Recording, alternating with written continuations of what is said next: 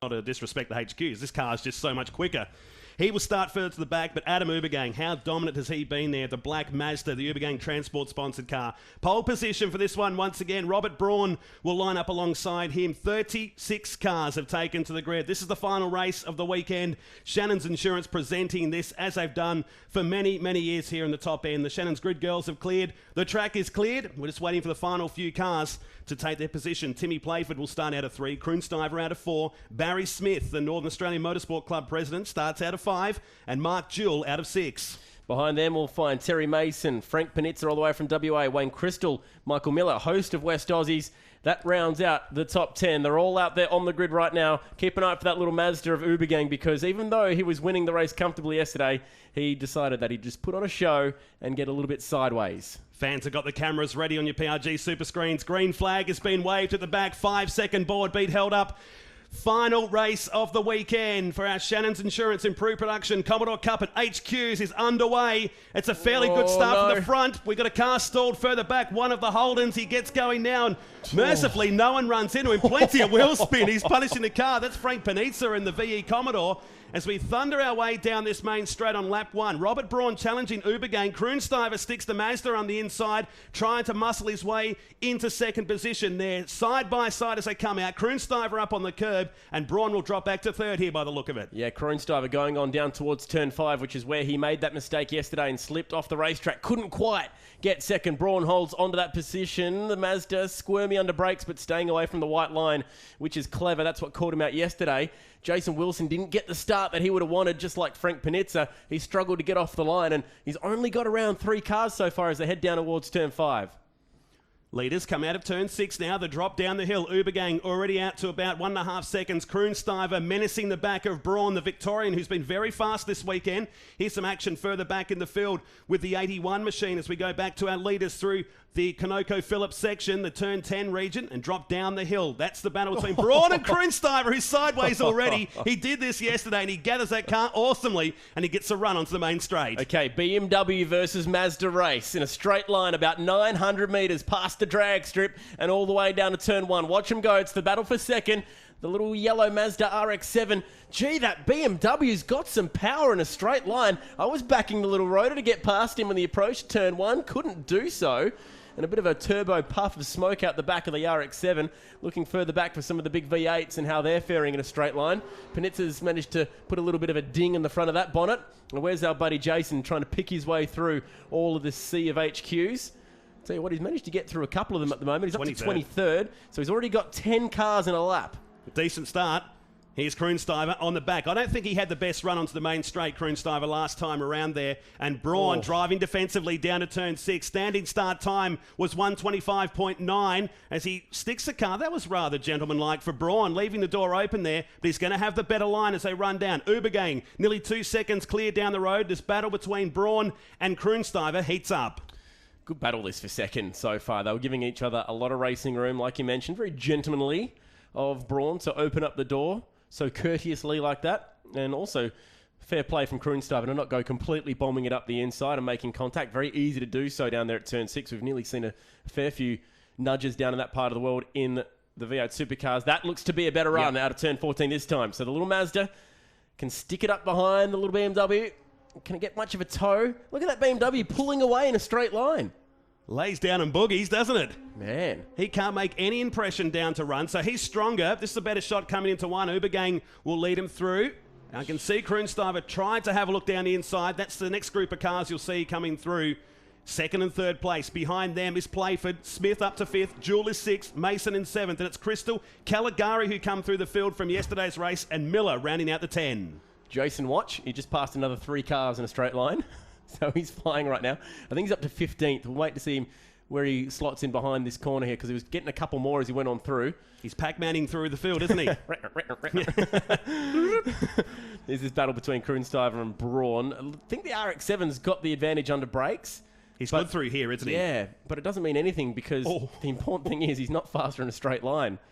So it's kind of what was happening yesterday with the Nissans. They just couldn't quite get the run down the straight line towards turn 1. How about here? This is gutsy. This is a brave spot to have a stab.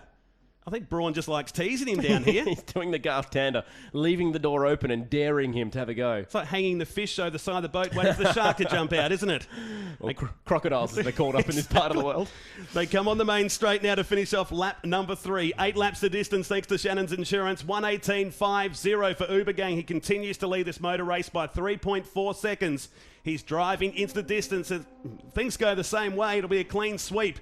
As again, Kroonsteiber this time looks good. Stick it in there, son. Have a go. Late under brakes that time for Kroonsteiber. He's got the job done surely now. Unless the Beamer can get a bit of a run through here. It's quick in a straight line. How's it going to go through this big, long, sweeping S-bend through 2, 3, 4? You'd have to say that little RX-7's got that. He'll be better under brakes at 5.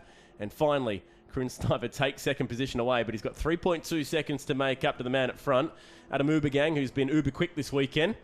And it doesn't look like that's going to be a gap that he can pull back, although he's made 4/10 up on this sector alone. So let's see what Kroonsteiber could do in clean air. The Braun Suspensions team out of Victoria, the BMW that would have been racing back in the early 90s in the touring car series with Longhurst and Paul Morris back in the day when they had the Diet Coke sponsorship early in the 90s. I'm not talking about the Super Tourer era, but certainly back in the early 90s, like 91, 92, as we look at Crystal, who's further back in the field. He's 8th. The on-site equipment sponsored VZ Commodore. There's a couple of late model Commodores battling through that section of the racetrack that's further down in this field. Quickest of the Commodore Cup cars is David Ling, the man called Dinger this weekend, driving in the V8 Utes also. He's back in 13th place. And the first HQ, Gav Thompson, looking to make it 6 years in a row in HQ competition. That's a good little streak, isn't it? How's our boy Jace doing right now? He's up to 12th, so he's passed, 21 cars already in this race he's got around. Not a bad little charge towards the front. We said he could finish 8th. He's got 4 more laps in which to act on that. Here they come down the front straight once again.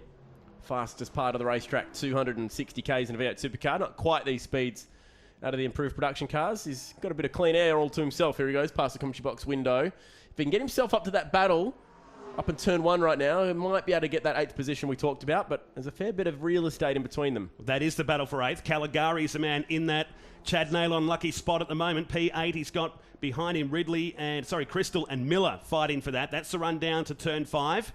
If these guys get into a fight, it'll really help out the Jason Pellet's Commodore. Are they going to do that for us?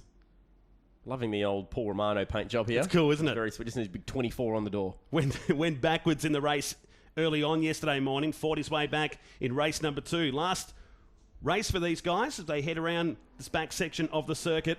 We're working lap number 5 of 8. Shannon's Insurance presenting this improved production Commodore Cup and HQs. It's settled down a bit. There's a lot of battles within a battle right through the field. Jeez, our leader's in traffic. He's already picked through 1 HQ and... Well, he's got a big group ahead. Actually, yeah, he's got a few cars up ahead. That gap now 3.9 seconds. That last time through, he actually extended the lead by 0.3. So it doesn't seem to be affecting him too much. This battle is heating up quite nicely, though. Here we go. Here's the HQ battle going on. We've also got a little Mark II Escort in there and a Commodore. A couple of Commodores. Now, Uber Gang will be at the back of that pack very soon. Here he comes through turn 5. Uber Gang goes up the inside. Look at the drive he gets out of that little Mazda. I'm impressed at how easily that thing smokes the tyres. Just have a pretty hard tyre compound on the back of that as well. Look at the battle going on in front of our race leader. This is the traffic that he's got to pick his way through. He's from Toowoomba. I don't think they get traffic quite that bad up there. That's Stootman in the 72 car, the David Ling owned car, to ignore the name on the windows there this weekend as he picks his way through traffic. Look at this. Oh, nice work, Uber Gang. Very good. And laying licorice traps while he does it. That is excellent. Here's the little Escort going to get go on. Eaten alive. Do it. He's not going to see him. Jeez, that's a lot of trust right there from Adam Uber Gang that the back markers are going to obey the blue flags and see them coming. And now watch the little RX-7 pick his way through this. Kroonsteiber's going to get through about 3 or 4 cars in a straight line. Over to the left-hand wall he goes. Look at that, he's passed about 3 in a space of about 300 metres. And the BMW is going to pick his way through as well. He goes Braun. Nice. That's a good little effort from the Beamer. Kroonsteiber took 1.7 seconds out just in that lap due to lap traffic, so that's helped him in a big way. 1:18.64, 1:18.50, the fastest lap for our front 2 guys as the Commodore Cup guys go toe-to-toe. That's the battle for class honours right there. So a change of position, and Gavin Thompson goes back a spot. Well, that's why it's hard. You're trying to fight for position. You're trying to fight for a class victory, and you've got the leaders of improved production come hauling through at a great rate of knots. You don't want to ruin their race, but you've also got to fight for a trophy yourself. So Stootman has got ahead now. That's HQ honours. That should be Playford trying to get through the 78 machine, trying to burst his way. He's running fourth outright in this race and working lap traffic. We're working lap number 7. Yeah, there's only 1.5 laps left to run outside of turn 6, gone the long way, but that's the advantage that those little Mazdas do have against the much bigger, older, heavier HQ Holdens. Still cool to see these things running around. Such a great history in Australian motorsport, the HQ Holden. Just over a lap left for your race leader, who's working through about turn 10, 11, maybe even 14 by this stage. Here he comes actually onto the front straight with handy lead, 3.3 seconds for Adam Ubergang. He's going to set the fastest lap of the race. No, just misses it by 0.06 of a second. Not a bad effort. Yeah, he's still turning some fairly quick lap times. Last lap for your race leader. Let's see if he's going to light it up and do some sideways stuff for us, because he's been pretty good for that so far this weekend. He responds 1.2 seconds quicker that time round. Ubergang, last lap. Fastest in practice, fastest in qualifying, and he's won everything before him so far this weekend, Adam Ubergang, and he's now working the final lap of this Shannon's Improved Production Commodore Cup and HQs down to turn 5, the Ubergang Transport sponsored car, working his way down to turn 6. Here comes our boy Wilson, Jason Wilson, up the inside of Caligari, who's going to be the bravest down there. That's fighting for 10th at the moment. It's for 9th, so Caligari is going to lose that spot. Is he? No, he goes later on to brakes. Good effort. There's a little bit of dust and smoke down there, so might be able to get 9th. Here's Ubergang going through the sideways part of the circuit. Anyway, that isn't yesterday. Look at him. He's really pushing it, isn't he? Oh, yeah. Yeah, he knows he's on the last lap. That's what we want to see. How about turn 14? Can we get a big drift out of here? Here we go. Watch the tyres on the little Mazda. We don't need the tyres after this. Let's torch him. Oh, a bit ginger. Must be listening. In the meantime, he's done everything all before him this weekend. He's doing well in the Aussie Racing Car Series this year, and now takes out a clean sweep once again as he did in 2013. Adam Ubergang wins the final race of the weekend in the Shannon's Improved Production Commodore Cup and HQs. Kroonstuyvel will get second place. It's the 55 machine. I saw the dust kicking up. He's picking up down there by turn 5. Thumbs up. Must know he's on telly, chat. I'm okay, everybody. He's our Jason. It's okay. I'm a race car driver. He's the Jason Pellets car. Started 33rd. He's in a... What's that? He got up to... He's in 8th. He got it. Nostradamus nail on us. Done it again. He got there. I think it's because we had someone pull over. Who was that who pulled over and made me right today? It'll be Mason. So Mason drops out of that to help him out. Oh, that guy a beer. Or a slab up here. Jeez. Behind him, right. Playford gets 4th. Smith gets 5th. Jewel gets 6th in the Tirana. Then it was Ridley. Wilson, sponsored by Chad Nail on Media, in 8th position. Then it was Crystal. Caligari gets down. Oh, he drops down further behind Miller and Panisa. It's still on for the minors here. This is great. Check this wagon out. You would have driven something like that back in younger days. That looks like the car I would have owned when I went to uni back in Fremantle back in the days. Cool little beach buggy. And that is nice. I like that. That's Ebony Coates. On the females in here, Caligari just cruising across the line here, so he dropped a few more places towards the end. The 14 machine of David Ling, he finishes second in Commodore Cup because Johnstone got him on the last lap. Also, looking down to HQ, and Stoopman beats Gavin Thompson to the line in this one. What was the gap there in the end? Pretty close. It wasn't close much for an HQ race. Yeah, so he takes line honours in HQ. Can I use that terminology in a line car race? honours. Meantime, this guy, put your hands together for Adam Ubergang, the man from Toowoomba in Queensland. Door is open. He's pretty pumped up about that. I'm confident we're going to see this guy in some higher level motor racing in the years to come. He's only 31 years old. He's doing some good things in our Aussie Racing Car Series, and maybe a Development Series race contract could be coming his way in the future because he can drive this car, that's for sure. He's pretty handy. Wouldn't mind seeing him get in the Utes.